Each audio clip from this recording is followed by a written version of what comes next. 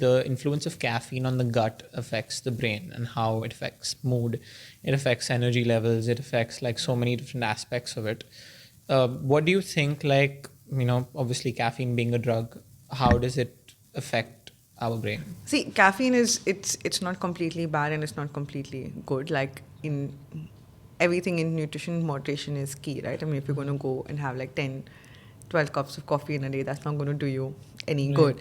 Or like you have, I think there was this fad in between where you get caffeine tablets. Again, that's, very high doses of caffeine. Also important to know that different people have different sensitivities to coffee. Like some people will have coffee and they'll have a perfectly good night's sleep. Some people have coffee in the afternoon, they still struggle to sleep at night. So it also depends on individual in terms of how much coffee or rather caffeine can affect you. Caffeine per se obviously makes you feel more alert. That's why we have that coffee in the middle of the day, right? Because we want to feel more alert, we want to be more vigilant. And it has shown, like a few studies have shown that it can also, to some extent, reduce the risk of Alzheimer's and dementia. I mean, these are observational studies. I wouldn't say that that's exactly what's going to happen, but it's not all bad. Obviously, there are some individuals where caffeine is a trigger for their anxiety. They start getting jittery, they start getting more anxious, their panic attacks sort of get worse. So obviously, in those scenarios, you want to make sure that you're not having that caffeine, or definitely reduce the consumption of caffeine. So that's why I say it's not all good or all bad. It really depends on your sensitivity to it, how much you can manage, what is the effect it's having for you. Correct. Right? I mean, coffee does have what we call as phytochemicals or polyphenols, which are basically, bioactive compounds in plant foods that actually, benefit you to some extent. So coffee does have that. So does black tea and green tea and cocoa, So they have those beneficial sort of ingredients in them that sort of influence, our gut and are good for our gut. But again, it's not like a blanket rule for everybody, Right. especially sort of coffee.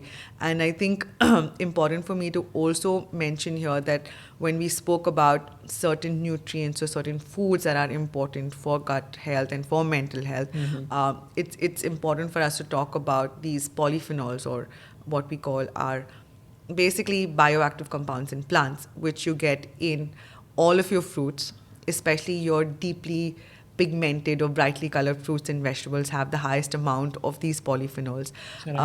So you talk about, say all your berries and your plums, and more local would be like your jamun and Beetroot and all that beetroot. stuff. So anything which is highly pigmented has more of these polyphenols, which are again very good for gut health and for brain health.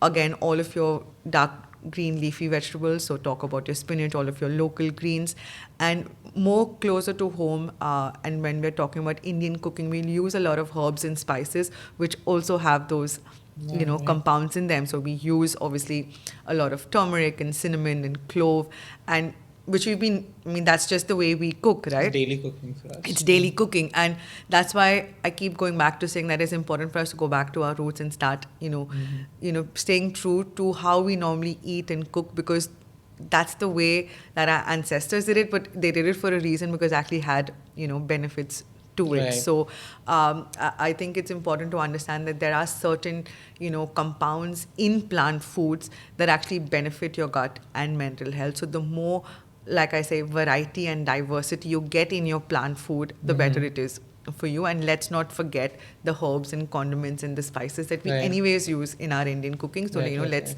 let's sort of continue doing that anyway.